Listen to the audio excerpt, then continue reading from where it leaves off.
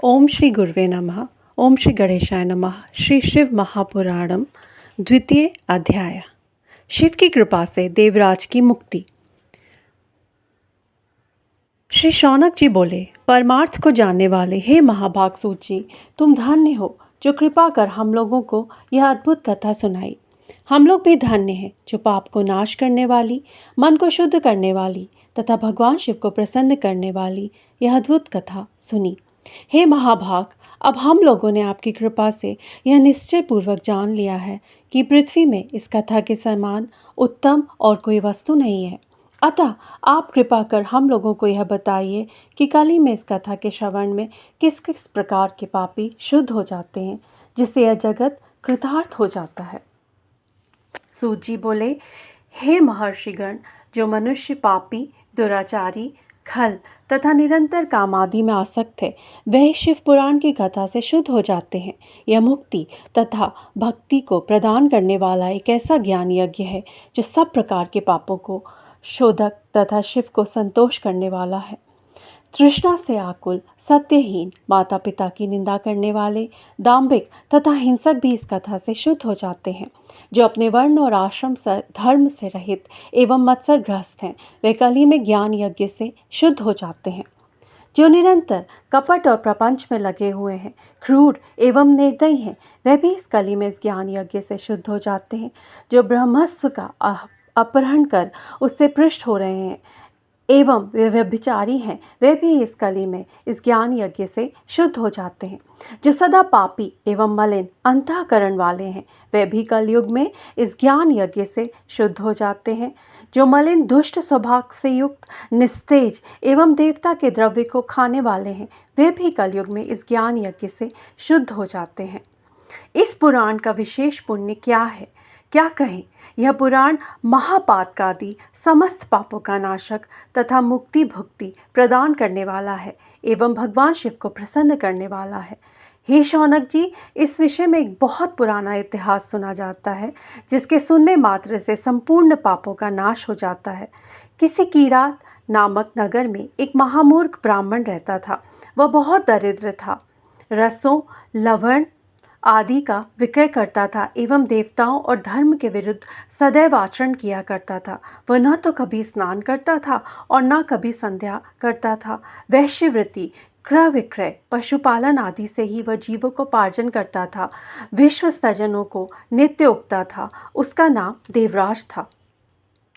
वह ब्राह्मण, क्षत्रिय, वैश्य एवं अन्य जातियों को नाना प्रकार के छल कपट से वध कर उनका धन ले लेता था। इस प्रकार उसने अधर्म द्वारा बहुत सा धन एकत्रित किया, किंतु उस पापी के धन का कुछ भी अंश कभी पुण्य कार्य में नहीं लगा। किसी दिन वह ब्राह्मण तालाब में स्नान करने के लिए गया तो वहाँ शोभावती नाम की वैश्या को देखकर व्याकुल हो उठा। इधर वह सुंदरी वैश्या भी इस धनी ब्राह्मण को देखकर उस पर परम प्रसन्न हो गई। उसने वार्तालाप के द्वारा उसके चित्त को मुक्त कर लिया। इस प्रकार दोनों में प्रीति हो जाने पर ब्राह्मण ने उसे अपनी स्त्री तथा वैश्या ने उस ब्राह्मण को अपना पति मान लिया। पुनः उन दोनों ने काम परायण होकर विहार करते हुए अपना बहुत सा समय बिताया। खाना पीना एवं विविध मनोरंजनों में ही अपना सारा समय व्यतीत किया। उस पापी ने माता पिता तथा पत्नी के द्वारा बारंबार किए जाने पर भी उसकी एक न सुनी। एक दिन उसने ईर्ष्या से रात्रि में अपने माता पिता तथा स्त्री को मार डाला और उनका सारा धन हरण कर लिया। उस पापी ने काम के वशीभूत हो अपना धन तथा अपने पिता का सारा धन उस वैश्या को दे दिया।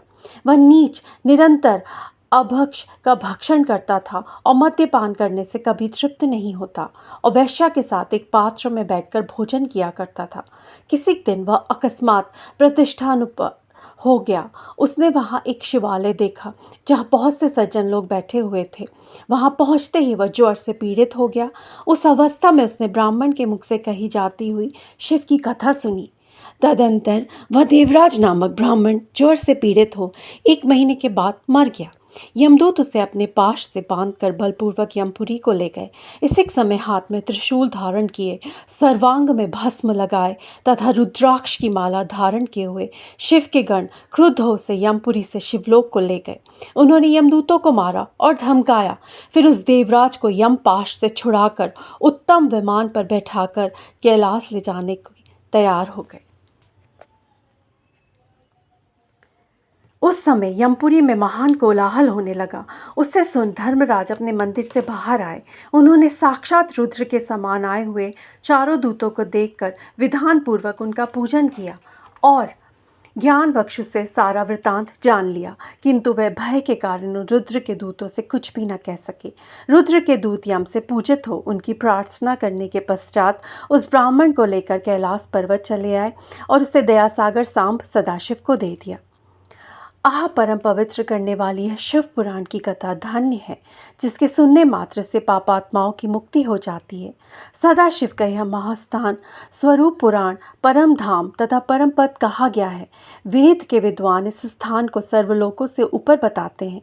जिस पापी ने धन के लोभ से ब्राह्मण, क्षत्रिय, वैश्य एवं अन्य प्राणियों का वध किया, इतना ही नहीं, जिसने अपने माता पिता तथा स्त्री का वध किया, निरंतर वैश्यागमन किया तथा मद्यपान किया, वह देवराज ब्राह्मण भी उस शिवपुराण रूप स्थान में जाकर क्षण भर में मुक्त हो गया।